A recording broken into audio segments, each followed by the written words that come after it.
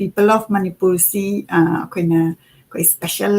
people of Manipur gi guest leira kanda akoina tawzabani aduna mayam na suzik ubire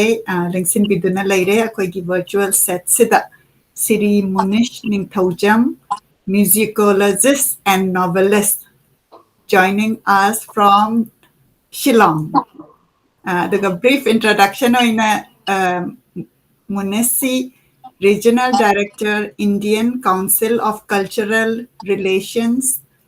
Resident Office, Ministry of External Affairs, India, Shillong da leibibani. Aduga Manipuri Sahitya Parishad Meghalaya Shillong gi President oina huzik paibiri. Adugi mathakta mo Phunga Heritage hairipa Shillong da leibasigi chairman su oibiri. Aduga aigi oina di recently Dr. Kamal International Manipuri Literature Festival Shillong 2022 the interaction tawbada sakhangnaba oizakibani duna ahanbada Munishpu akoigi show sida welcome tawzari kurumjari Agachari Monica Hoza Monica Punamapu live ta ingbiri Punamapu su Munish Ningthoujam na ikoknon na kurumjari and then Yamna Nungaije Harauze Library of Manipur gi part of Moina Nasi Sarugyabase. Thank you. Lagi akoigi yang biriba nasu kitang settle tauri ngaigi matang sita matang minute amatang laupiraga social media da matang share tau biu aduga akoi mayam ngasi people of Manipur siki main akoi intention si let's get to know each other haibani akoi na di kanana thabak tauri adagi pauda adagi video da di urakanda who is that person mas kanano magi maram da hen akoi na khangning adugi opportunity to ni so it has been a very successful series people of Manipur se yamna akoi gi listeners sing na su yamna thagat lakpa adagi listener na su moina taning ba Manipur gi Mioi adum thagat pirakpa adugumba platform ni ai somtang share tawzage aina share tawringai sida technically somtang check tawringai sida Munish na koi mayam tang self introduction matek amtang pibiyo hoi ai gi ming Munish Ningthoujam ai Imphal gi Wahingbam lekai the bokchaba de yum kenoda wale kaida dum lay ai Legidraba father Mayamna Yamna Kanotawa or celebrity singer ama Matamamagi Ningthoujam Naba Chandra Mayamna Naba Bolum Haina Kanaba Aduga Aigi Ima Legidre Imasu Aduga Imana Manipuri Jagoida Yamna dance Manipuri Jagoidi Yamna dance exponent Amuamba Meitei Manipuri Jagoida quite a humble scholarship Angiva Oiva Matamduda Dance Academy Nauna Hogolapada and Mina artist Amagi Imunda Pokchabani and Duga Hoji Hojikna I Shillong Hojik Hojamonikan Hivi Hivat Mina I see the Tabaki Maramna based Togal Labani Kanduga Sahitya Lamda Pamzurubana Sahitya Zikarasum Akoi Sida Laiba Miti Misamia Punjalaga Koi Punna Iminaba Punjalaga Koina Kari Tawia Bage Habadu Taujaba Admina Tawni Aduna and that recently Koigi Dr. Kamal International Festival Sishu Akoina Sida Laiba Koina Dr. Kamal Bufil Tawba Aduga Madavi Parwa Matamda Shillongi Pajaba Ari Shillongi Mapam Mayamsi Loinamak Mahaki Madhavida mentioned Tawpa Aduna Koinans the Matik Chai Haina Kanjaraga festival do and the Tagitan Manga Tarukada Pangpok Hibani Aduna Ijabasi Pamjuru Bugitamakta Sum Zatazava Haitare. See Haitare introduction Haibukara. Thank you so much. Aduga hanba koina detail the changrangai da aina Dr. Kamal International Manipuri Literature Festival Shillong si Simbi Langbi bagi damakta thagatpa amadi aina amna matek matang user rupaduda yamna phajana simbiba akoigi literature gi international gi oina chungsan bi bhai batare ko koina mingoina taza ba dagi imana feature taukiba author singsi su yaudana dagi Bangladesh dagi Manipur dagi Tripura dagi smai tawraga konsen bi bhai batare duga program sida yauri basisu yamna phajaba content author singbu acknowledge adagi recognition piba adagi serengi thibagi haitare ko adugi su yawi adagi lam koibagi yawi adagi akoigi movie star mandaga poraktana yamna adagi isai sakpa content yam phajagre adagi kaino tawba lam koibagi su yawa aina live si yamna phajana yengjai mayam pumna maksu khutsemda tang yang piu day 1 day 2 si aina yauba phangjadraga su yauba dawna khalle aduga mathang tarakpada author mayam si ubada aina asmoi lyric si pura kan autograph lawningba adagi selfie ga lawningba damaina phawhalli aduni am phajaba adugumba festival ni akoina Manipuri literature ki si ai islamak na sum thijanjaba egi journey si ta hana di aina Manipuri literature ki maram te am khanjat tana leram basida hena khangakpa oibagi maduda silli balangi ba aduga global presence adagi amana akoigi Manipur gi literature da natana atai gi author sing kobi ba dagi Nepali gi adi moigi wata ba dagi moigi content ka pukhala kan da koina pura international gi thak ta purak padu madu simbi langpi badu yamna event management over cities the me do yam panina yamna admirable oi haina aina thamjage aduga koide yamna engaging oi aduga yamna hopeful oi Manipur literature gi international level da hena chatpagi madugi damakta hanbata thagat pa uchari. Thank you very much. Thank you very much. Si mayamna saruk yabi bagi mayamna thamoi shena saruk yabi badagi success oibane na aisu hajeningi and you were an added value to the festival aduna Monica na akoigi yamna lively adagi yamna sportingly yabiratna akoigi Manipuri literature beyond Manipur da saruk yabi ba adu mayamduna henna pochi enhance tobni na aisu hajeningi aduna hena mathangi edition dasu hena koi socket pa hena chawna tawba ngambo ojage yamna phajaba very lively adagi yamna chawthok chaningai ni khutsem na live thabira kanda koi yawba phangdaba duna pura yawhan ba world gi mafam da uhan badu madu yamna koi technology dagi koi collaboration dagi yamna hen chapkhat laba ni haina aina khanjai last year da ina masigi experience uzade yengbiri ba pumna makpu thakachari akoigi special guest oibiri ba mingoina panjaraba Munish Ningthoujam gi tamakta comment pibira u aduga adomna kadai dagi yengbira ipeno haibedasu soitana akoida comment tawbira u tomba naurem Rishikanta Dhaneshwari Devika mayam changbira I thank you so much for watching our show. Akoina the Tazareko Munisi literature sida novel iba dagi larik iba masida su yamna masida puthokre haina da aina masi Amazon da yengjabadadi amuk potse akoina international level da muk phangak pasida kitang aingonda wana thokpa aduna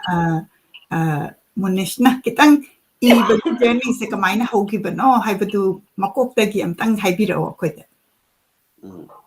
Amazon da actually akoida Manipuri larik koina thagappa matamda madu excuse me kanaba gadra haibi question number leidna thagat chagidabani haidi takers legadra haibigi question number language de koina maitei mayekta haidi Bengali mayekta maitei mayekta ibanina However, it's very encouraging. Kaigumba, ako yon script ako na tagap matamda Amazon the lebi naba ako na lairagadi ko customers lairagadi. It's really nice and it's a good suggestion and na koi matuda kona jage ko nuga ibagi hojiki question do kariye Monica akoina ahambadaina akoina writer gi se ayamba matamda akoina book se thizaba kanda phangdabasi na akoina writer sigi maming taba dagi moigi potsi akoina phangninga kanda aina represent tawjarisina mu khara international adagi national mafam da laikiba Manipur da hek chalaga pot phangdaba aduga even Manipur gi bookstore da sudum pot se phangdaba sudum yawe da yamba matamda akoina writer sigi masada oina contact tawra kanda pot se oina phangbagi stage ne ba khoi huji ki stage se daida akoina literature si hena chakhathan ba da ki hena phangan ba phangadi mi se pare dana do huji se catch 22 ne ba akoina bookstore da thammaga Amazon da thammaga mina laibi gadra laibi roidra haibagi question do da thamna da bado adu duna paning ba mi da di muk phangdre dana aduna adu da kitang paning ba mi do ama orga su phangam di thoi madu yamna fajaba point ni adu I have noted it and then will ensure madu soidna akoju madugi Amazon da akoina normally thambasina akoina English version gumba English ki translated version gumba adu gumna hena to market to appropriate oibra haibagi tawbugi wani but however kanshu kai the brand khali aduna akoi isamak na amasung aigi tinariba writers sing da su masigi waje hawdoga Amazon da lariksi Maitei Mayekta, Manipuri, Bengali Mayekta, Oragasu, Ayobi, Atubida, Akoina, Madu, Sinjalangana, but thanks for your suggestions. Adu, Eragadi, Akoina promotion, Torok Pakanda, Mayam, Nakadai, the Pangi, have the Adu the Pangi, Hainako, Adu Malay. So thank you so much. The Gi second Dina Lakjaning is as a writer, as a novelist, as Nangi. Adongi journey da haitare pasi kamaina hogibano writing si angang ngai degi irakibra ahambagi journey se kitanga khoi myam da share tawbi writing si Monica aigi motdi maji instinct kama isada yaudrgadi writer oige kaisi hekta yagadabra habje khajde because maji isada iningba isada visualize to anything kok manungda aduga pot to visualize to report to ithorkna bohonna ba masi adum ithorpa jatni masi tahangi international festival ju oja w ra khumani na hebi hibu ma manipuri ma phana khanga su oja werga su ining bagi til the powder gadi yati ma I second him because it's true and then writing gi filsi ai yam pi ngai degi aingoda khara sum lakudi dum however habdi aina school la tamingai degi dum aina kainoma yenguwa degi kainoma theater da kainoma yenguba koi father hoina theater degi sei torpa koi father koi gi lekai sida Aryan theater na one of the pioneer theater ama leyeba adi thai theater ji koi gi MDU room hall Aryan theater na hum ji pau gi Aryan theater ji it's a theater where even Ozaratan Thiam, started his career. Aduna Madugumba theater do akoina pi as un yeng bukupa toga adugi matau tamba degi how one act, how the screenplay does go. Adugi potu isana on sanaba matanda koi chinau sing imanaba sing pi sana matanda nang na du to na da to sindopagi kenoji idea de sum lak pa haitare potse aduga full fledgedly aina keno tawgibadi Dehradun aina schooling taw matamda Dehradun Shakespeare gi tempest si akogi inter school competition da akogi keno Shakespeare gi tempest si akogi keno tawga icham cham na wari macha mu ina yawwa English ki lyric ki keno ta ko syllabus madudagi amuk semdoga script oina tongan ithoga sin wise ka ibagi kano do aigi career gi ahambani hajini ngi aina 11th class ka tamu wadaida adugi makadagi di ahambada isi short story kano ma ubuda ingonda intrigue to kano ma ingonda nungai hanba kano ma tawse aina short story de to unthokwa digi unusual of character adigi aina hek kano tawwa adugi mayam si tawga short story sum irakpa admain tawga posi sum laksabane aduga ultimately kitang aina matured oiba matamdana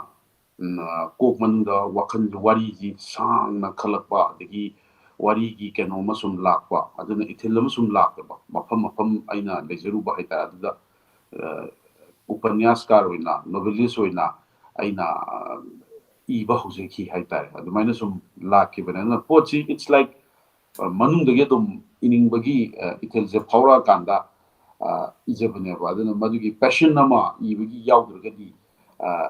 yadabang khale habi aina hujek ken iningi ka juti yade feeling of a laughter. Yes. Aduna bo koi reader mayan na writer gi si koi na reader amana like novel paba, short story paba, poem paba si pain hairaga moina hekta igedaba nati iba si di ithilama yawrakpa dagi magi mafam matam adugi du ni Munish na haibiri si dagi ngasai schooling si Dehradun da tamme hai si adum angang oringai dagi Manipur gi mapanda thoklakrabra aduna Manipur di angang oringai da phajna dum leirmi aduga ai si keno ne matriculation dagi haitare Dehradun da leirpa aduna adwai matam dagi haitare aduna aigi primary school di akoigi Manipuri literature Manipuri keno jai phajna dum haitare khuloi ba tamaba matungane ina mapan tholei na okay aduga school si kalai da tawbirakpa keno Manipur dana school si aina Don Bosco da dum tamjare ai Don Bosco union postconian haitare okay adugi matung dagi di Dehradun da scholars home ana makogi keno da Dehradun da Masuri ga gi marakta leiba lambi da leiba yam chauna keno to scholars home ana male aduda aina topper suijere adigi aina school captain suijere aina lei matamda mind to kitang yamna popular oiba mafam ma haita keno da scholar aduga kitang su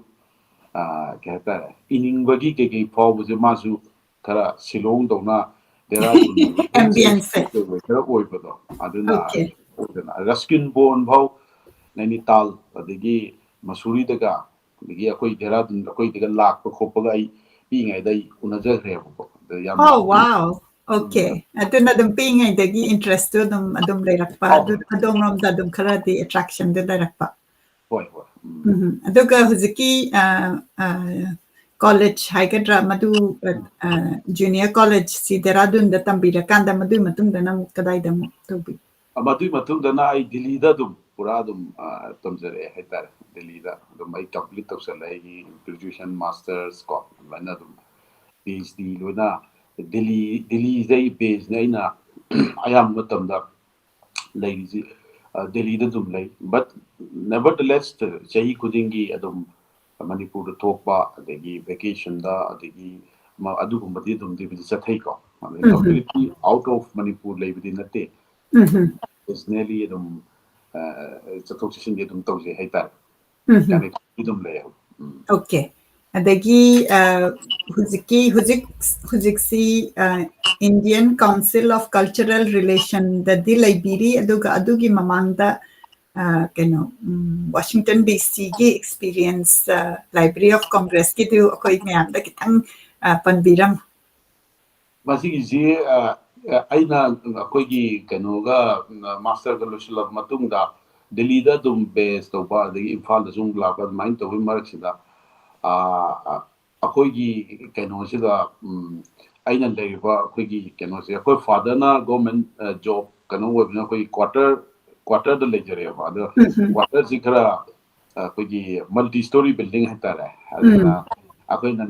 nine floor ꯂꯩꯕ ꯑꯗ 7th floor monk ꯑꯃ ꯂꯩꯌꯦ monk ꯑꯩꯈꯣꯏꯒꯤ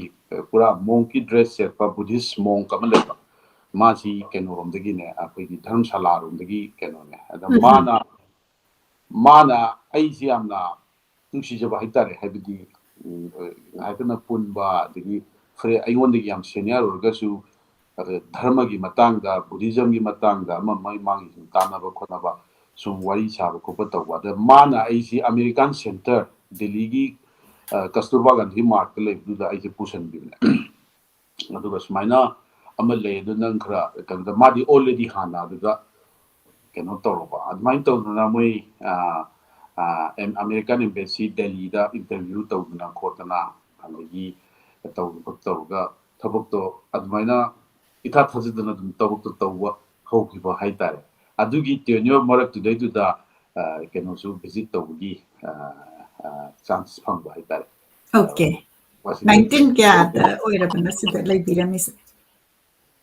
ꯃꯁꯤ ꯑꯩꯅ ꯈꯟꯕꯗ 2000 ꯗꯤ ꯅꯠꯇꯦ ꯀꯩꯅꯣ 98 99 ꯑꯗꯨꯋꯥꯏ ꯃꯥꯜꯂꯦ 98 Okay, okay. Aduga kayam kuina leibiramba. ꯑꯩ 3 years ꯃꯨꯛ ꯂꯩꯖꯔꯝꯃꯤ. Oh wow, okay. So what was your experience like, you know? It was really good. Mainly अखोगी writers world, अखोगी book की world से it's ocean हाइतारे को यामना एक तो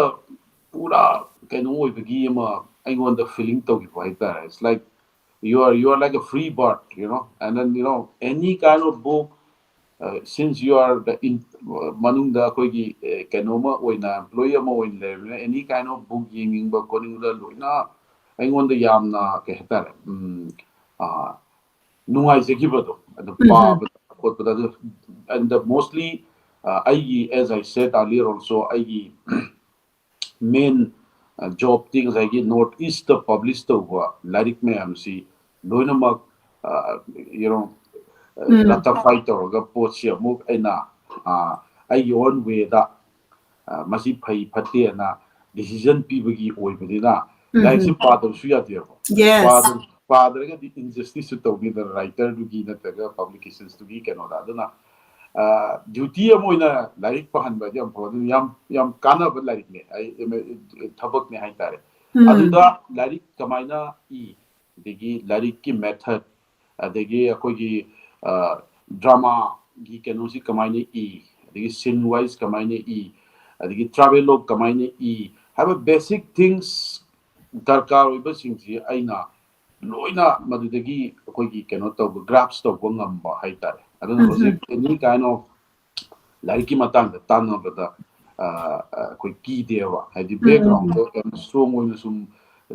लेबोइ हक्सांग फील तवे कॉन्फिडेंस तो फील तवेबा अदुना I'm very thankful to that is such a great experience, right? Like working in one of the most biggest, not only biggest, but they do the lady but decor, the hek chang but the like sigi world that take it and cow. That's a very great opportunity for you. Yes. Aduda madugi matamduda akoigi Manipurgi like thambiramba adu yaubra kamai tawi adugi yawe kari like thambiram Manipurda akoigi writer singi ayamba thamjarame almost akoi thainigi khamba toibigi adagi dinamanigi larik adagi admaina ayamba larik meyam yamna diningsing jadre ayamba di aina admaina aigi personal touch ma yaujabagina yes ada awat pakhradi hekda leba akoigi batamdugi haitare like से इब मतमदा कोई ISBN याउदबगुम्बा अदगी certain कोनोदा अदु फाउ overcome तौरगा like की कंटू फजै हारगा इन somehow catalog तौनबो होनबगा यावे Manipur oh wow that's so sweet yeah big hand to Munish Ningthoujam ide akoigi like si akoi na hambada library of Manipur se tarapada one of our goal is also to ensure that libraries all over the world start carrying books of Manipur Manipuri literature ꯑꯗꯨꯗꯩꯗꯨꯗ ꯅꯍꯥꯟ ꯃꯨꯅꯤꯁꯅ Library of Congress ꯇ ꯁꯨꯃꯥꯏꯅ ꯇꯧꯗꯅ ꯑꯩꯈꯣꯏꯒꯤ North Eastꯀꯤ ꯑꯣꯏꯅ the focus ꯇꯧꯔꯀꯥꯟꯗ ꯍꯥꯏꯇꯥꯔꯦꯀꯣ ꯃꯥꯒꯤ as part of the job but also as a personal interest ꯑꯗꯨꯗꯩꯗꯨꯗ ꯍꯧꯖꯤꯛ ꯍꯥꯏꯔꯤꯁꯦ ꯑꯩꯈꯣꯏꯅ ꯂꯥꯏꯔꯤꯛꯁꯦ ꯐꯣꯡꯉꯛꯄ ꯀꯥꯟꯗ ISBN ꯌꯥꯎꯗ꯭ꯔꯗꯤ obviously catalog ꯇꯧꯕꯗ ꯋꯥꯕꯗꯨꯐꯥꯎꯗ ꯃꯨꯅꯤꯁꯅ overcome ꯇꯧꯔꯒ ꯊꯝꯕꯤ ꯍꯥꯏꯁꯤꯒꯤꯗꯃꯛꯇ ꯑꯩꯈꯣꯏꯒꯤ big hand love and like ꯑꯝꯇꯪ ꯊꯥꯕꯤꯔꯛꯎ ꯌꯥꯝꯅ ꯅꯨꯡꯉꯥꯏ ꯁꯨꯃꯥꯏꯅ ꯑꯩꯈꯣꯏꯒꯤ own capacity-ꯗ ꯑꯩꯈꯣꯏꯅ ꯀꯃꯥꯏꯅ contribute ꯇꯧꯏ ꯍꯥꯏꯕꯗꯨꯒꯤ example-ꯅꯤ ꯑꯩꯅ ꯈꯟꯖꯩ. Yeah, thank you. And I think after so many years, publicly I'm telling this today, because matamdudadi aigi ithawni haina khallaga tawje. Aduga moreover akoigi lariki maman jisu yam hongna adigi yamna akoigi kano rate si yam wangdana khange. Whereas koina West Bengal gumba adagi Tamil adagi Bangalore side gumba moigi lyric singna ekdam fixed up fazana moi kano torga matamdudagi do moigi chawkhatna lyric si ISBN adagi rate kadi 1000 plus rate matamduda dum laireba ada hojikti change ama lai hojikti lyric apha phaba adagi ISBN adagi koigi Manipur gi lyric phajaba yam thole koigi presentable oiba. Yeah, the pricing even I was very surprised. Like this set of book I got from Pabung Tombi, I was checking the price. Like this is only 160 rupees. Yes. You know, and some of them were like, so this is 40 rupees. Okay. See. That's like not even $1. Yeah, $1 ki makhad laireba. Aduni. International market sadi yamna rate tu yam tabne. Yes. Adugi potoi matamduda ko 21 years back, 25 years back hajatare aduda I feel tawjigeba. That is true. Maman ngase yam wangan dingheba ko content tu di khangjabani na ko adigi poto aduna different koigi kano da su Manipur gi yumsa kai sarol kaina koi kano architect ki oiba larit kumba adugum su adum kano to ki ko Hapsan giba. You know, after you shared that, I was so inspired that I wanted to go to Library of Congress, and then maybe I will do some footage and I'll ask them like, okay, show me all the books. Akoigi larik sing da amtang akoi madu amuk thambirambado Munishna thambirambado aina chalaga muging ning bageng on the kind of pawi. I would be very happy. Very happy. That's so great. Okay, so wari di ang nungairi ako'y matamdid zara hugsan ki ako'y yung biriba pumna maksu ako'y gi wari sana basida sarok yabi bagi thagachari comment dagi question na dum tawbiro comment uzari ako'y last ki section da comment silo khachake Munish masamak na ibagi journey se masikhangje nengi maduda mo ako'y kitang wari sana si. Okay, aigi ahamba as I said in short stories na aise iba hujarakpane aina ko short stories hi aina professionally iba horakpasi aina 2003 da akoigi kaino da tele film haitare Manipur Durdasan Kendra Imphal da akoina show tawkiba ama adugi pura entire wari du yamna committee ama oina ai short story iba huzeki adu keno wari du gi mami akogi minu changlaba samosa aina yamna simple oiba wari ni ko aduga manipur.com and few of the akogi keno da publish tawgiba amasung te short story society of India daga hakiba adugumba short stories khara lerakanda aina Shillong da aina laabu matungda ai kano saring gumba amamadi mayamna sum punbada sum ngahaka yawbu kopa tawga ai hek kano di ojerude yamna ka hena interest oina ibu khotpadi saring gadi ai tawjede duga ai saring gi lyric su ai gi leite adaga of course few things I've written but that just to participate kumba tawba ai gi main aina ai boina aina khwaigi nungai jagi badi aina Upanyaskar oraga larik asang wat iba horok pasida ai trilogy na ai gi Manipur gi kanoda base tawraga novel ahum khak trilogy na ai chatlukige ai wari lige ai hingi heba larik ahum se aina iba hujekibne maduna madudegi to since 2013 haitare 2013 when I'm already in Shillong. Shillong dosu I'm blessed, as I said, with Dr. Kamal's the presence ko. Aduna aduta natana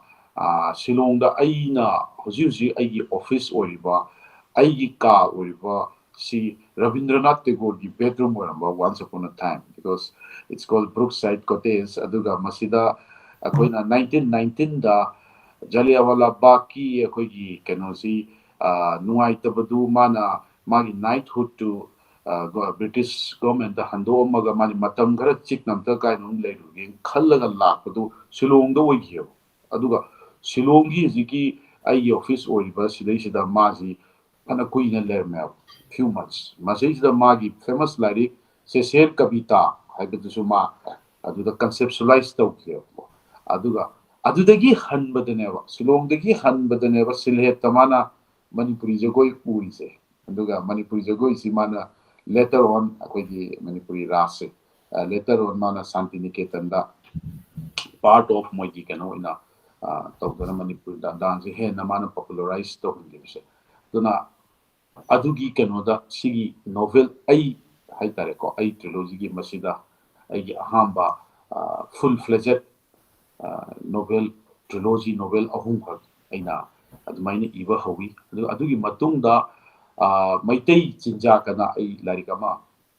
so amuk ai phongjeki ko aduga hojikna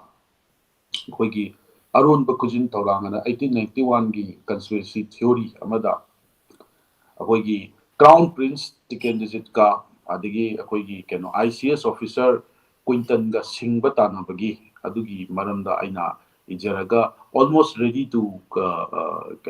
launch ni adu aina igi leihidaba father just a few months back the my yauraga aina release tawingba ngairaga leibani so but I think soon I will release it maduda khoigi oja jotajanda sana samna forward ibidana yamna thagatna phajna adusu printed kanoda koina thamaga ready da leire aduga hojikna ai novel amakak lamphel pat ki kombirei ana ming thonba amakak ai kan ijeri haitare ai writing gi ji kano se graph se maina lei haitare tabada yamna nungai jai adudi ziki Shillong sidai sidaneba koina novel irakpa hoki basi to kanga saigi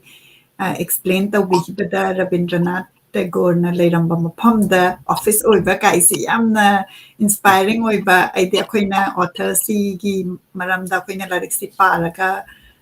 o masu sidai se leirame ye kain haibagi madu ki dunia doga Dr. Kamal na su leiramba mapham oibagi inspiration si yam lei haibani yam nungai madu tabada aduga huziki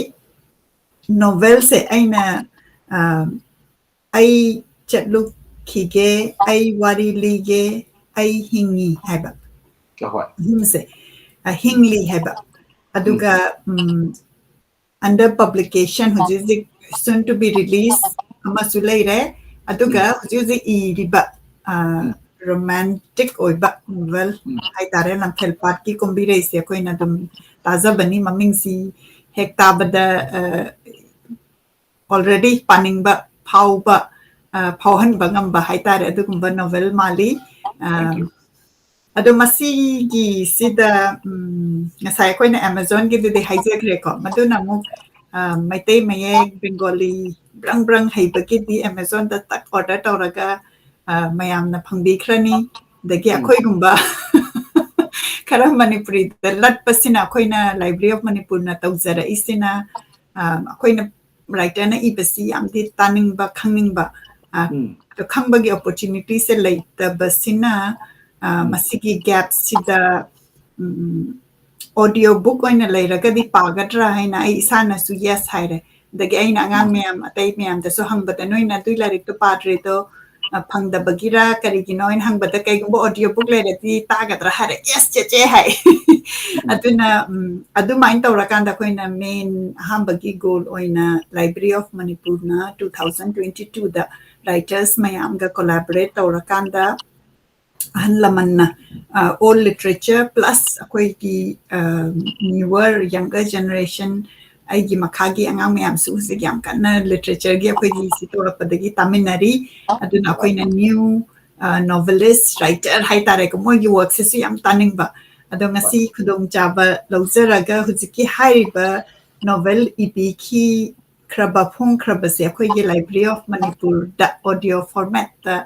thambi bagi request si tawzage masida kari khanbi. Yeah, it's an honor, it's a privilege for me. I madu soidna madu di larik iba mim da mahaki lariki matang da khara habi u natraga lariki matang da pabi hebda yaroi da bami du di apambane aduga plus akoigi somgi leiba platform si the entire world anybody can access and can see it and can listen to it. Even Manipuri ngang ba hiraga iba hitaba min masi taba amusung ubada yamna nungai ge toba de yamna pleasure feel ge toba haibisi masi gi medium amusung mu oibunina ji yamna sothuk cheningai oi ai isamuk tanatana Manipur gi lairiba writer singsu I think moju involved tawdana masida saruk yabi ge dabuni nai su khanjai because masida yamna nungai ri akoigi hojiki matamda akoigi transition gi matam na monica hojiki akoigi Manipuri scripture dasu haibidi Bengali mayek tagi akoi maitai mayek changba maitai mayek iba horpa ko maitai mayek te iba Bengali pi ngai digi Bengali mayek da akoigi iba horpa miduna hojik waida magi middle age yaw matam da maitai mayek te kenom iu haibida magi feeling du power ma iba ngamdaba adugumba writer singi akoigi opinion amasung moigi kenoje feedback se ngairetana phangje akoidi association leidana leijari binina ada moina hai du su chummebo haibidi sometime hainarakba haibisu yamna kenone adubu transition oidna koi ondabdi yadabne masigi marak sida sigumba medium ama laiba haibuse it's really a high thing aduga yamna masi ai thagadningi adaga sigi interview sigi medium da I give my consent to you and your team that I soidana ai trilogy gi akoigi novel ahum si ai lanthokchana ba pathokchana ba ai soidana so gazage yamna thagachari aduga akoigi direcsi pabi basisu author masamangna pabi yu haina request tawzari reader ama oina haitare ai isamagna larik ama paba kanda author gi makon author na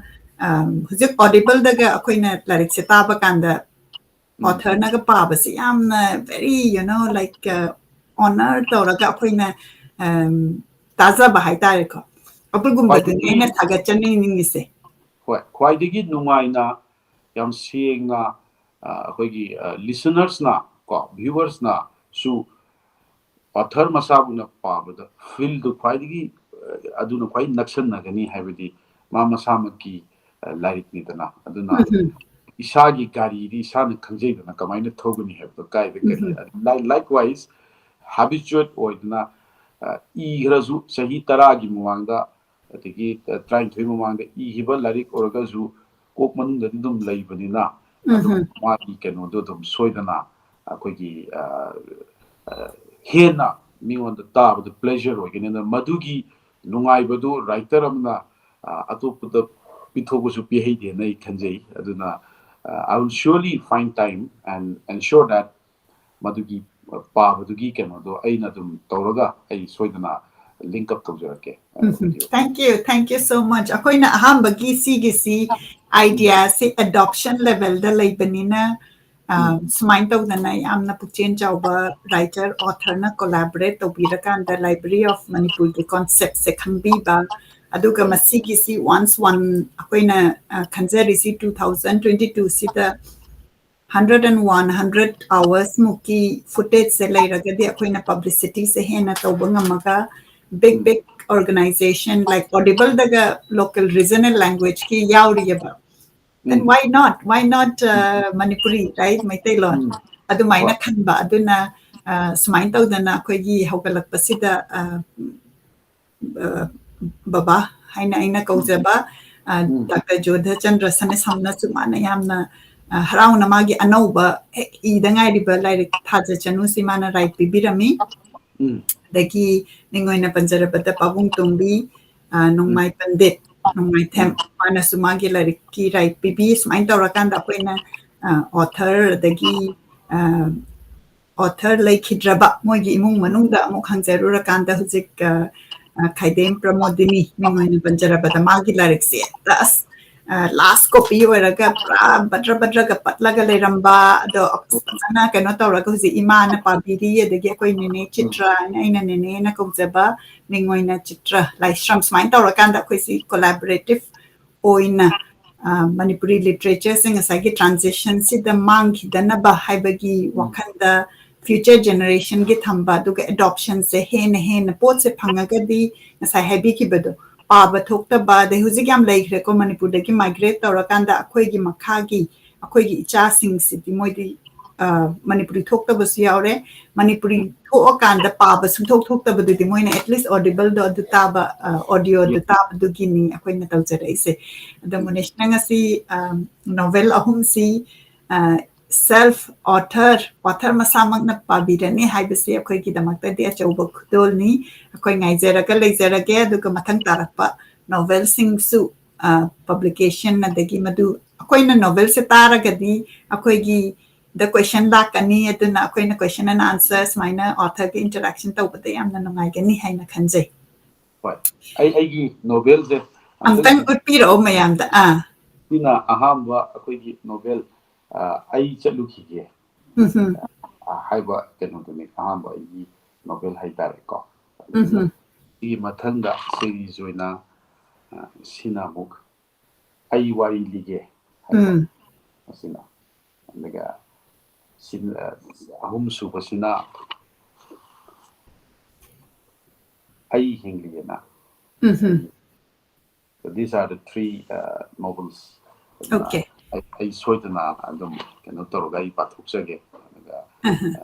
Library of Manipur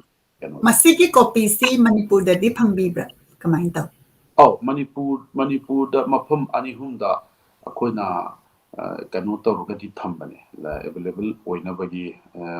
akoigi Manipuri Sahitya Parishad Imphal Manipur gi mogi store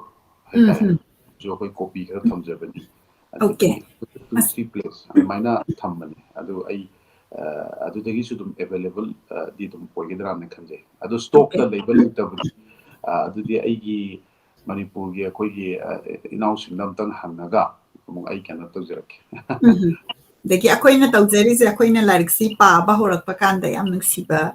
akoi gi listener sing sina audio da taraga su akoi se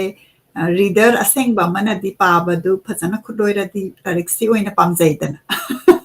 aduna akoina thaja chanu parak pada es thaja chanu ki copy si amtang pami kaina haiba request tawrakpa dagi likhidraba wari zik imana pabiri maduda yam historical yauri maduda su hangbirakpa aduna akoina yamba matamda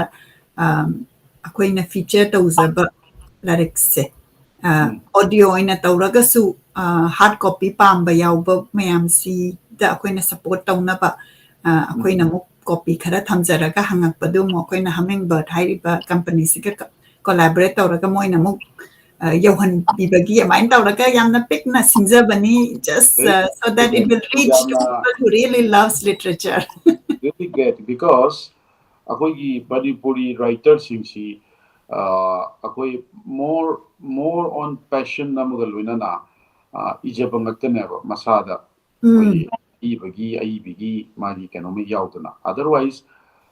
lariksi iraga lariksina profession namo oraga lariksidagi paisa talaga akoigi hingbagi lambi da kano tawbudi amta yaudana teo masina aduna moi larika phongda yamwa wana phongba yaweba habiti masagi magi larik tu dagi revenue haitare daga mai profit tu moida lakbagi expectations di kaya amda thamnada baneba. This is because of the market ji koi fazana channelize tawna leitabase masi kenone aduna with your ideas and with your inputs ko new ideas kona Manipur writers singsi khara koi adugumbagi medium mama phangari moida hen iningapagi adigi hen na moi publish tawngapagi dilama farokani ai khanje. Yes, adaga akoigi Manipuri community oina haizaba tare ko mayam se larik ti am paba mini ko aduna koi reader laite habedi yaroi reader laite basi pot se phangda bana su hena oirameba. For example, like I like to refer myself as an example. Aina hambagi angang weringai dasu I'm an avid reader. I have read a lot of books. Ado Manipuri books se kya parate ba masi phangda banane ba. Okay. Ado huzik aina hena khanga kanda phangye ba phangbadi. Ado ga easily available oidabado. Ado na huzik kamai tawi. Thiba ma changbani. Hekta phangda bane ba. Ai su khane ai madugi. Ado ne huzik se yengo aina pabung to bidar larik thabiro o hairaga ma se si thabira I engonda larik try pan tawraga si thabira I ba. Ya ngapti aina hana udaba larik ngatani. Ado masi phongbadi ngarang phongba nate kuire phongba aduna akoi da masi gi lack of knowledge, lack of availability aduna adoption sidan aina focus tawzari se huzik akoi gi sitba ba adu no. Now we have to fill that gap, inspire tawrakanda akoi gi readers ki attention si lairagadi akoi Manipur ki macha sing si mapam chatpadane larik se. Everybody has a library. Henna popularized ohenba amasu darkar tai abo adigi wide coverage oibam su darkar tai. You know what akoigi jikse India gi oidati kwaidigi highest oiba literary award si Gyanpit award sine abo aduda Gyanpit award si akoi maiti mi chamata phangri abo masi yengnarugadi akoigi literature da richness ama yauriba from for the last 100 years haitareko lai basida isida yaubum thokne Assam dagi huji phau Gyanpit Puraskar pangisi moi ahum sukre rajda including Indira Goswami adigi Bengal dadi moi more than moi taruk sukre bnaba Himalaya di taruk sukre regional language ki wad ni coin hajiri se Gyanpit award di regional language ki larik phongwa writer mayam gi neba India gi highest honored award neba aduna masida akoi na chamba ngamriba natraga kana tobisi larik dadi quality dadi content dadi taptai hi leirona larik oina yauhan bam sun kitang popularize tawwa amada ka tayana I khanjai because it is a high time that a Manipuri should get Gyanpit Puraskar go. Anybody should go. Magi matik saba amna masige award ai phanganing base aigi desire ni. Yeah, that's so nice. The overall international national the kari lai habagi knowledge to su akoigi president oina Manipuri Sahitya Parishad Meghalaya Shillong gi sulai bire aduga Indian Council of Cultural Relations the sulai banina the king saigi Library of Congress ki experience international national local experience amna laira banina akhoi da kamaina chakhat minagani visibility kamaina phangani haibadu munishna yamna masigi potential leadership lobi bagi chongthorak pasini aina yamna nungaina athubi da ngasagi akoigi festival se urubadagi aina request tawzabada yamna chana da ngasi ki Sunday si yamna laibak phaba ma oire. Thank you. Ado ako'y 49 minutes ti changsal adubu ay na comment si su lokhat ningi yung biri ba kung naman na su question hangning ba soidana comment tawbirau aduda masida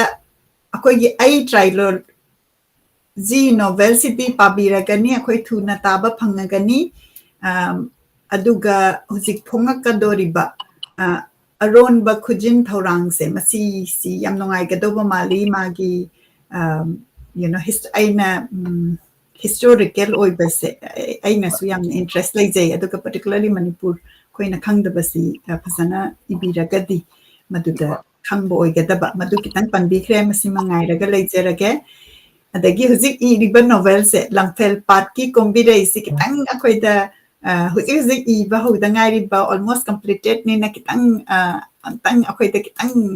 preview to biram lamphel party combination akogi kenoni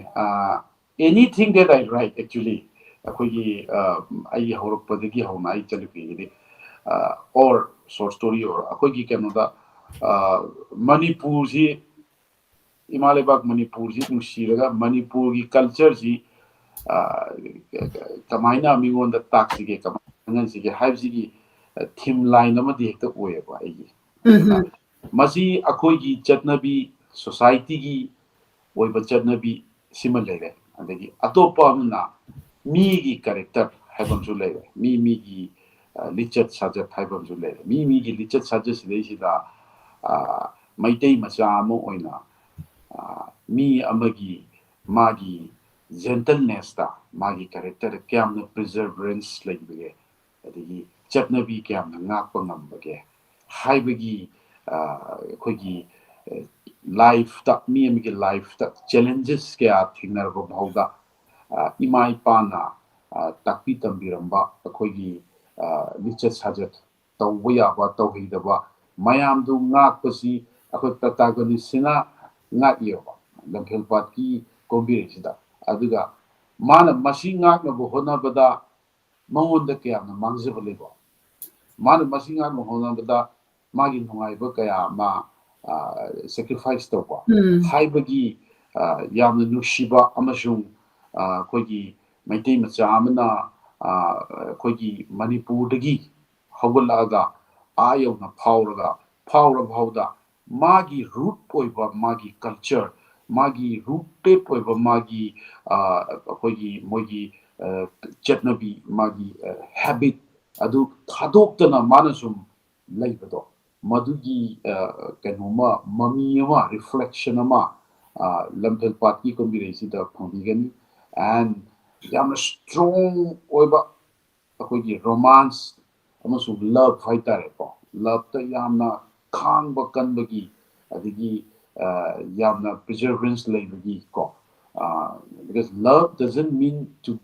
get something or to sacrifice them tawraga sum leibudusu love amani haibudugi akoigi mami amasu lamphel party combination da ubigani haina aina khanjai yamna akoi mayamna ngaijari reader mayamna yamna nungaigadaba mali masi 2022 dagadi adum phongbirakadran aga next year 2022 da adum makai adum kano tawjana winter da okay adagi writer oina ibibase ibagi style se kamaina tawi computer da ibibra khudne ibibra yukte ibra kamaina adugi kitang khangjaning ya khudne writer ji mainly aigi method of writing ji I don't know ataiga manabra manadabri khanjade aigi method of writing je kokta hana aije loji sane yawa kokta adum mi amaga hojik songo wari saraga su aina ai wari du ningsange ka kai do mai dum khanba ngamne ba ingon adu ability ingon de cooking sum to ulai do aduga I badudi live never ingon da di haje I ga do ibadu kari no na khanba do maduni na ingon da it's more important to me na maru we kai gi no da khallaga pochi conceptualize tawga tawmatam da akoigi Ganesna akoigi Vedavyas kano tabda jara I have the amana khalling ana adumana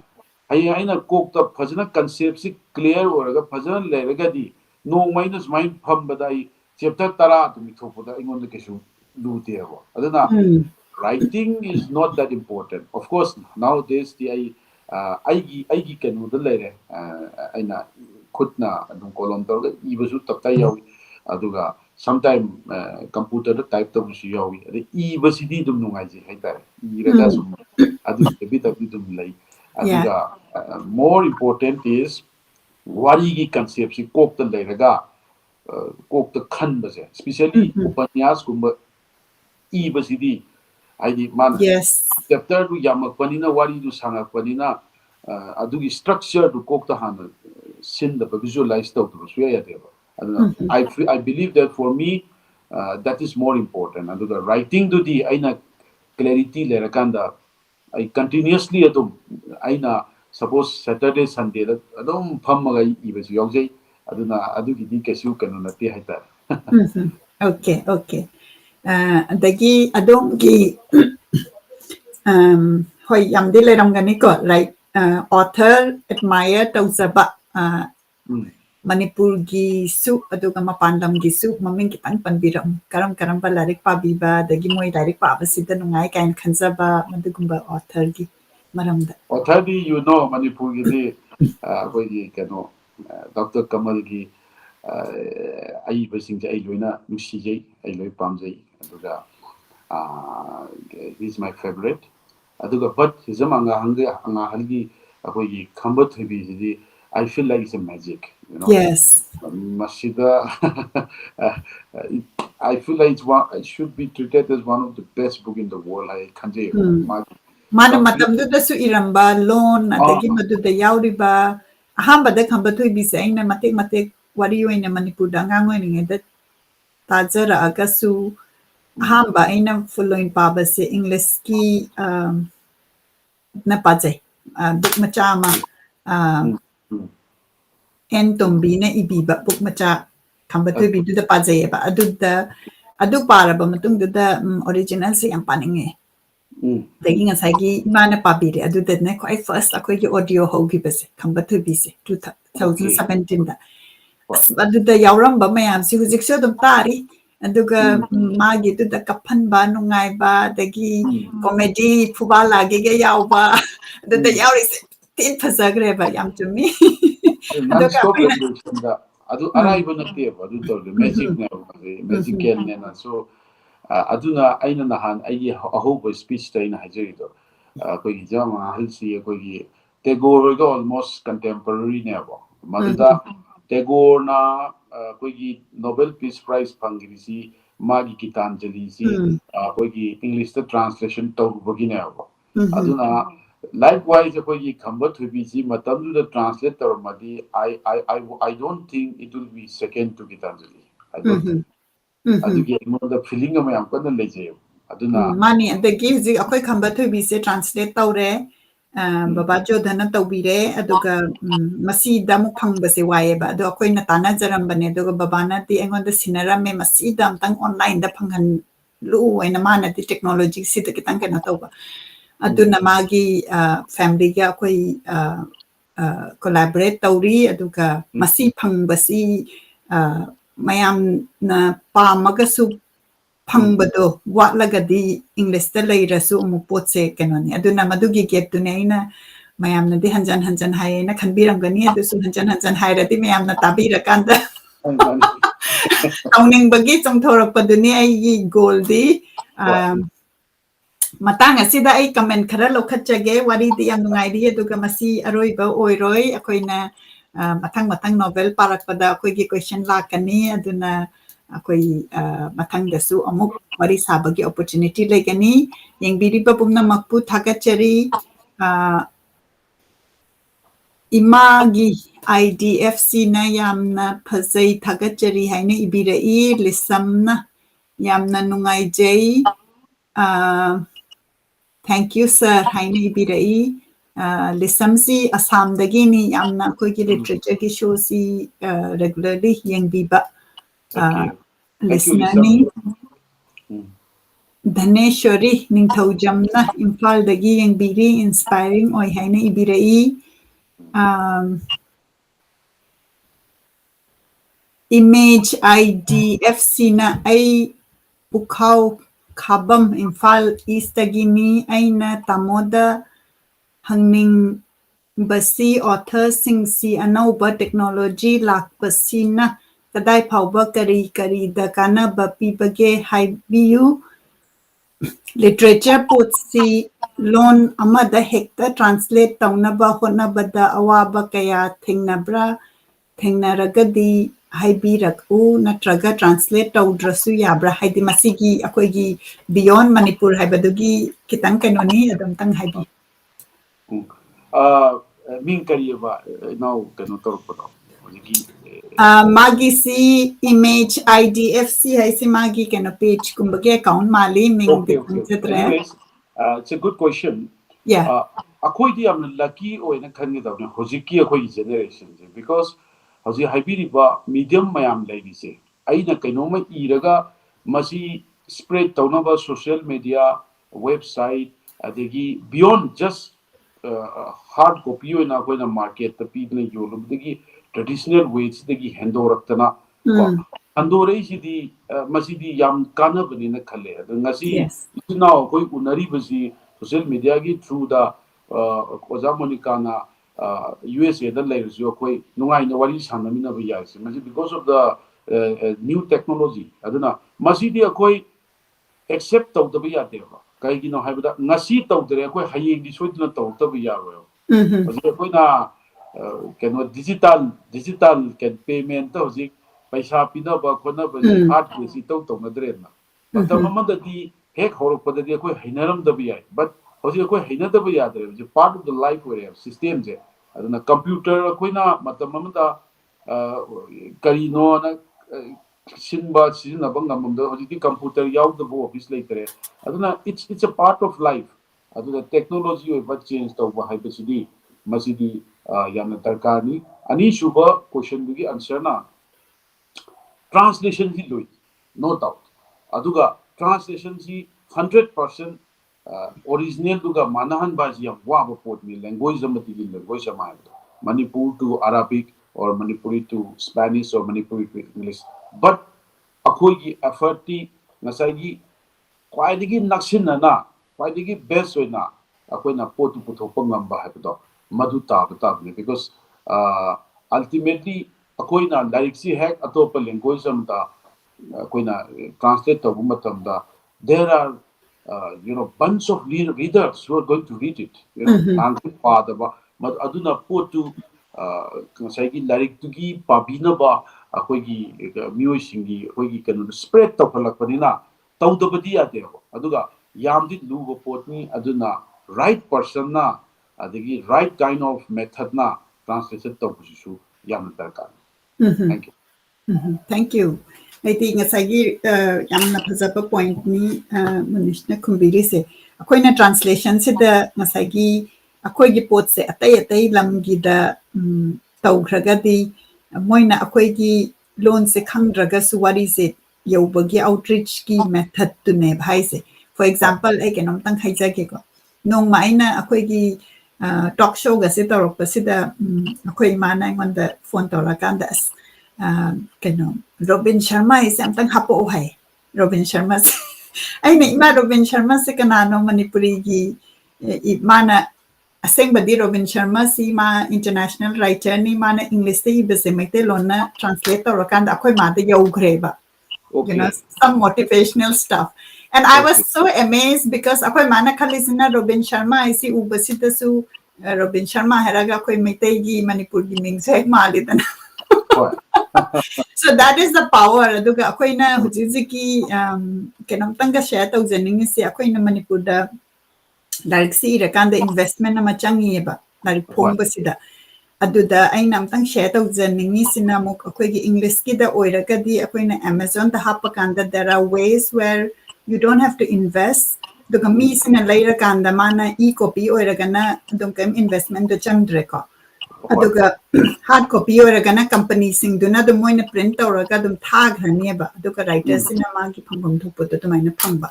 aduna sigumba sida leiraga di pot se easily available oirakpadugi idea do koi myamna consolidate to minaraga di akoi gi bhazara ba pot writers sing sina ibiri si akoi da yauhanba ngambad aduna akoi Manipur gi mafam da Manipur dagi hendorakadoi translation na de English ta phangagadi akoi su dum paridna Arabian Nights kaina worldwide the फाउदने येंगे Arabian Nights की मनुंग India की folk tales तब तक यावरी मोने translate तौरगा मधु फाउहन बनेवा अदुना translation की जो बेनिफिट्स याम साथीना लई हाइबनेदा aduna yam phajaba question ni aduga but I am very positive that akoi ki Manipuri gi community da akoi se avid reader ne tum aina mi thengna basid da tum to bada akoi hoi Manipuri literature param da bayai adu Japanese adu author but you know if they have that interest in reading and if they know about Manipuri literature I'm sure that they will start filling you know racks and racks of their library with Manipuri book definitely Chitte Ningthoujam su yengbiri good evening ma'am and sir haina ibirai Duchingba Chandam yengbiri akoi masi yengbiri akoi masi kaino mana technology si learn tawrakpasi aina yamna admire tawjai imana ibirai ibungo Munish, Mama is listening. Very, very excellent presentation. Haina ibirai ngarang imaga wari sana bada imana dilarik tu Manipur da phangabra ingon da pame na hairakhrabani aine. Thank you, Ima. Thank you. I saw it na yohanjarake. I gi larik khara imada.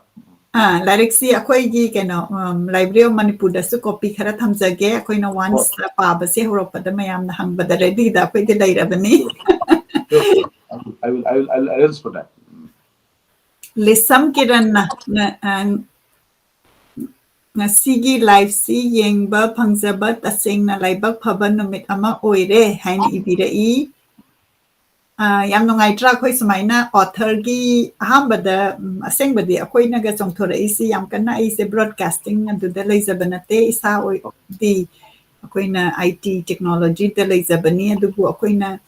author gi interview da se thirakpada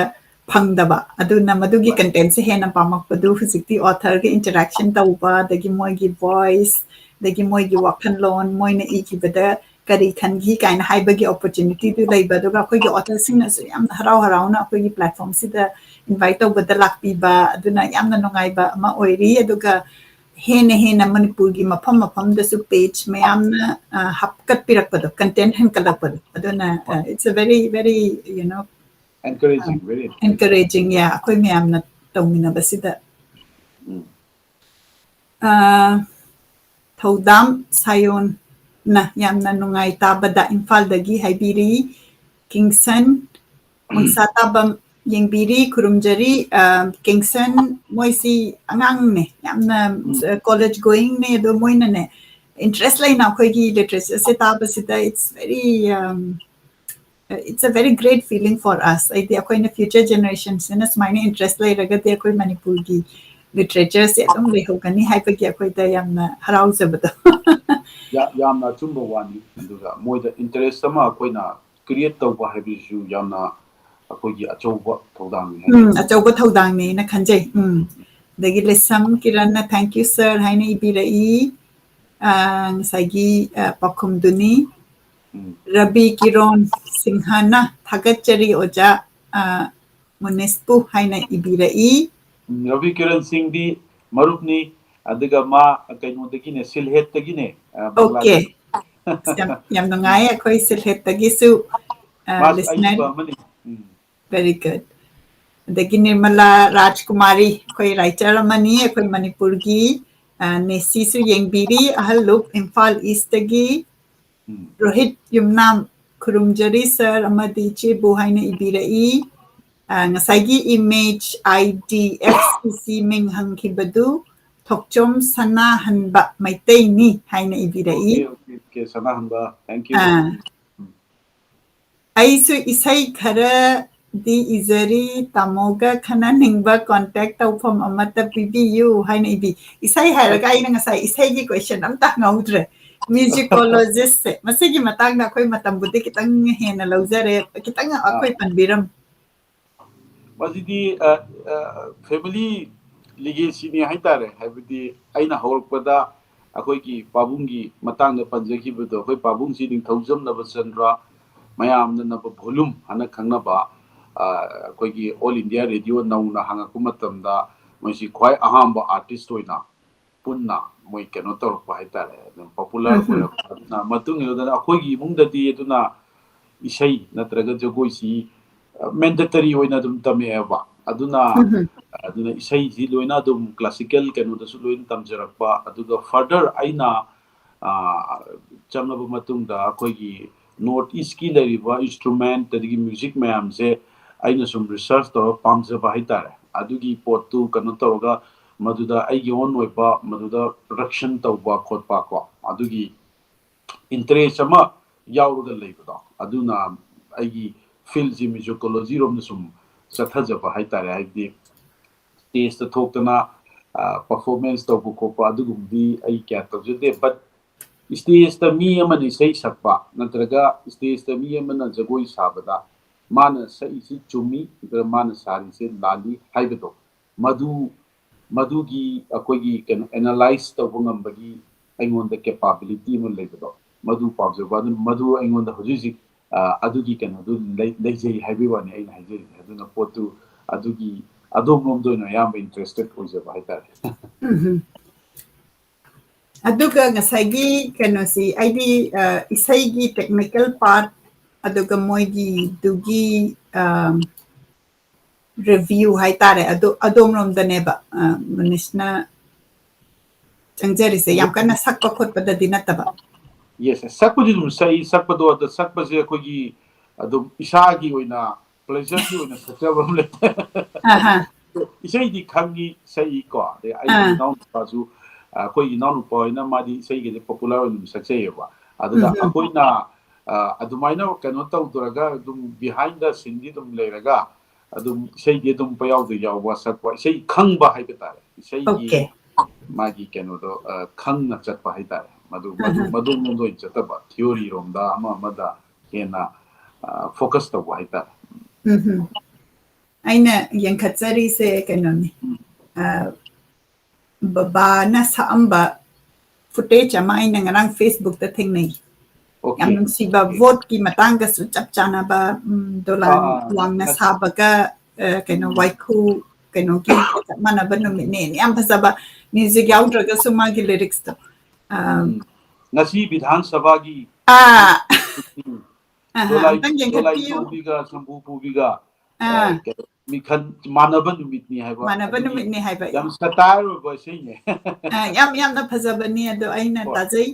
ꯑꯗꯣ again ꯑꯩꯅ ꯌꯦꯡꯖꯕ ꯀꯥꯟꯗ ꯐꯨꯇꯦꯖꯁꯦ ꯍꯦꯛ ꯌꯦꯡꯕꯗ ꯑꯩꯅ ꯑꯃꯨꯛ ꯊꯤꯕꯗ ꯀꯤꯋꯔꯗ ꯋꯥꯠꯄꯒꯤ ꯑꯣꯏꯔꯝꯕꯁꯨ ꯌꯥꯏ ꯐꯪꯕꯗ ꯈꯔ ꯋꯥꯖꯩ ꯑꯗꯣ ꯕꯕꯥꯅ ꯁꯛꯄꯤꯔꯝꯕ ꯏꯁꯩꯁꯤꯡꯁꯤꯒꯤ ꯐꯨꯇꯦꯖꯁꯤꯁꯨ ꯑꯩꯈꯣꯏ ꯃꯌꯥꯝꯗ ꯁꯦꯌꯔ ꯇꯧꯕꯤꯕꯗꯤ ꯃꯗꯨ ꯌꯥꯅꯤ ꯑꯩ ꯁꯣꯏꯗꯅ ꯇꯧꯖꯒꯦ ꯑꯗꯣ ꯍꯧꯖꯤꯛ ꯑꯩꯈꯣꯏ ꯀꯟꯅꯁꯨ ꯍꯣꯠꯅꯖꯔꯤ ꯃꯥꯒꯤ ꯁ꯭ꯄꯦꯁꯤꯌꯦꯜ ꯑꯣꯏꯕ ꯀꯩꯅꯣꯃ ꯑꯩꯈꯣꯏ ꯍꯥꯞꯀꯠꯁꯦ ꯍꯥꯏꯗꯅꯀꯣ ꯑꯩꯈꯣꯏꯒꯤ ꯀꯂꯦꯛꯁꯟꯁ ꯃꯌꯥꯝ ꯑꯩꯈꯣꯏꯒꯤ ꯃꯨꯝꯕꯩꯗ ꯕꯣꯝꯕꯦꯗꯒ ꯏꯍꯥꯟ ꯍꯥꯟꯅ ꯆꯠꯇꯅ ꯑꯩꯈꯣꯏꯒꯤ ꯔꯦꯀꯣꯔꯗꯀ ꯇꯧꯈꯤꯕ ꯔꯦꯀꯣꯔꯗ ꯗꯤꯛꯁꯇꯒ ꯇꯧꯈꯤꯕ ꯑꯩꯈꯣꯏꯒꯤ ꯑꯣꯖꯥ ꯂꯥꯏꯁ꯭ꯔꯝꯒ ꯄꯨꯟꯅ ꯀꯣ ꯑꯗꯨꯒꯨꯝꯕ ꯃꯣꯏ ꯏꯁꯩ ꯌꯥꯝ ꯂꯩꯌꯦꯕꯀꯣ ꯑꯗꯨꯒꯤ ꯃꯌꯥꯝꯗꯒꯤ ꯍꯧꯅ ꯇꯧꯔꯒ ꯑꯃ ꯐꯥꯗꯔꯒꯤ ꯀꯩꯅꯣꯃ ꯑꯩ ꯇ꯭ꯔꯤꯕꯨꯠ ꯑꯃ ꯑꯩ ꯀꯟꯅ ꯇꯧꯅꯕ ꯍꯣꯠꯅꯖꯔꯤꯌꯦ ꯑꯗꯨꯒ ꯃꯣꯔ ꯑꯣꯚꯔ ꯑꯩꯒꯤ ꯔꯥꯏꯇꯤꯡꯁꯇꯁꯨ ꯃꯦꯟꯁꯟꯕꯨꯗꯤ ꯇꯧꯖꯍꯧꯗ꯭ꯔꯦ ꯀꯩꯅꯣ ꯇꯧꯕ ꯑꯩꯈꯣꯏꯒꯤ ꯃ꯭ꯌꯨꯖꯤꯛ ꯃꯅꯤꯄꯨꯔꯒꯤ ꯃ꯭ꯌꯨꯖꯤꯛꯀꯤ ꯃꯇꯥꯡꯗꯁꯨ ꯑꯩꯈꯣꯏꯒꯤ ꯊꯥꯏꯅꯗꯒꯤ ꯍꯧꯖꯤꯛ ꯐꯥꯎꯒꯤ ꯖꯦꯅꯦꯔꯦꯁꯟꯒꯤ ꯀꯩꯅꯣꯗ ꯑꯩ ꯀꯟꯅ ꯔꯤꯁꯥꯔꯁ ꯇꯧꯔꯒ ꯏꯊꯖꯔꯤꯑꯕ ꯑꯗ ꯑꯗꯨꯗꯤ ꯃꯇꯝ ꯈꯔ ꯆꯪꯈꯤꯗꯧꯕ ꯑꯗꯨꯅ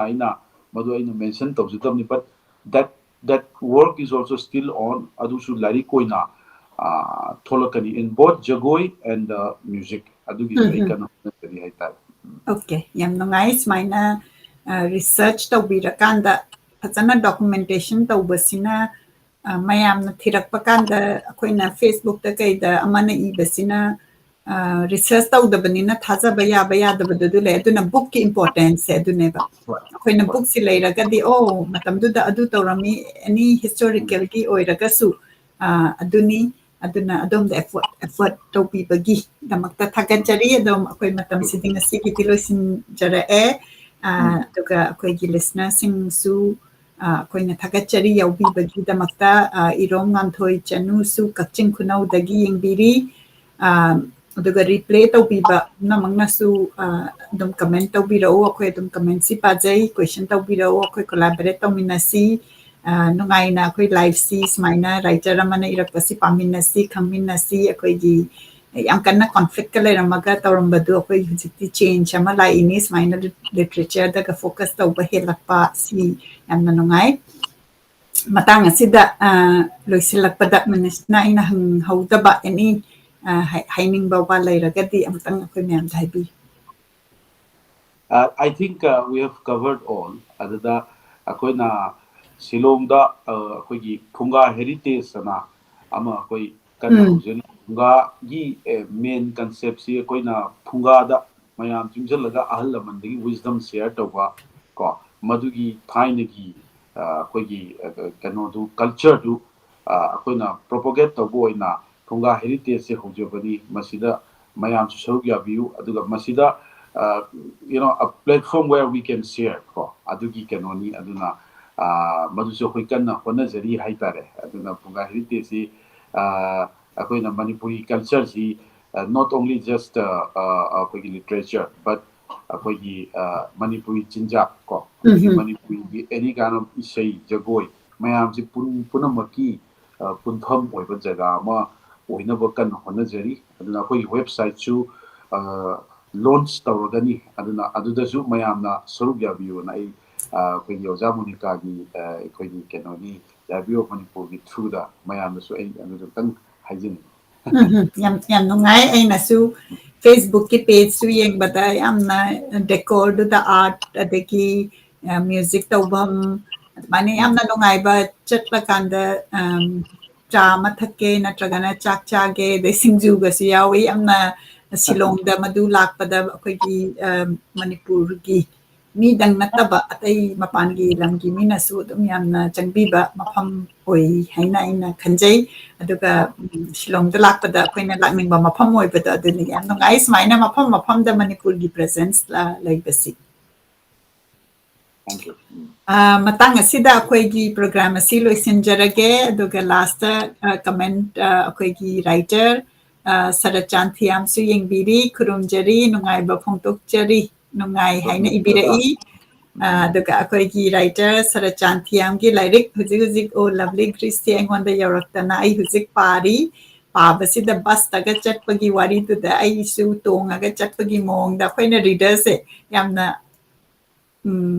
parakpasida akhoi se dum yauna chatpagi mong ne ba khoin tai se aduna yam nungai Luchingba Chandamna Kanglaipak nupi oibasingsi Panek Mayek Nai Mapansi Arepa Ama Thamba Pamjai o Sina Paneki Maramdani ngasagi akoigi culture gi irakpaduda chumi mai do salai gi matungina chatnabane ba matam amandati aduna adugi kan tradition no maintain to hini hajeri man hai Iding asagi Paneki akoi mapansi different design lakpadugi comment niba Makaagi akoigi design kona lai base maji mayeki de mai di salai gi matungina tawnaram matam amada monarchy ga leingai matam ni hena strict warman Okay, masigi maramsi akoina expert ama akoi me amna khanamina raga masi amu akoi topic ama hoina amu akoi feature tawjerake akoi me am khang ba si phai hoi fashion na karino adagi akoi hana thambiram basina karino ka haibagi akoi madugi session ama simjarake ariba ai amtang pajage ko comment si khara nungai ba aduga question oiragadi akoina mathangda kai tawsike kaina khalhanbaduni ariba matamdagi leirakliba mayek amada aikoigi laithau tingthauga mari leinaba masak naiba amada arepa thambada kari kai ngasagi fanetugi matangni mani yamna nungai wari tabada hairaga jogengi comment sina ngasi di loisanjarage pumnamakpu thagachari sumai tawdana akoina tapna mafam da leikhraga su Manipuri literature si collaborate tawminarakanda ꯑꯩꯈꯣꯏꯒꯤ ꯔꯥꯏꯇꯔꯁꯤꯡꯅ ꯐꯖꯅ ꯏꯔꯒ ꯊꯝꯕꯁꯤ ꯑꯩꯈꯣꯏ ꯃꯌꯥꯝ ꯄꯥꯃꯤꯟꯅꯁꯤ ꯍꯥꯏꯕꯁꯤꯗ ꯉꯁꯤ ꯑꯩꯈꯣꯏꯒꯤ special gas ꯁꯤꯂꯣꯡꯗꯒꯤ ꯃꯨꯅꯤꯁ ꯅꯤꯡꯊꯧꯖꯝꯅ ꯃꯥꯒꯤ novel ꯑꯍꯨꯝꯁꯤ ꯑꯩꯈꯣꯏ ꯂꯥꯏꯕ꯭ꯔꯦꯔꯤ ꯑꯣꯐ ꯃꯅꯤꯄꯨꯔꯒꯤ ꯑꯣꯗꯤꯑꯣ ꯀꯂꯦꯛꯁꯟꯗ ꯌꯥꯎꯕ ꯌꯥꯔꯦ ꯃꯁꯥꯃꯛꯅ ꯄꯥꯕꯤꯔꯅꯤ ꯍꯥꯏꯕꯁꯤꯒꯤ ꯒꯨꯗ ꯅ꯭ꯌꯨꯁꯁꯤ ꯍꯥꯏꯔꯒ ꯑꯩꯈꯣꯏ ꯃꯌꯥꯝ ꯉꯥꯏꯃꯤꯟꯅꯁꯤ ꯃꯁꯤꯅ ꯂꯣꯏꯁꯤꯟꯖꯔꯒꯦ ꯈꯨꯔꯨꯝꯖꯔꯤ thank you so much Thank you for inviting me. Thank you.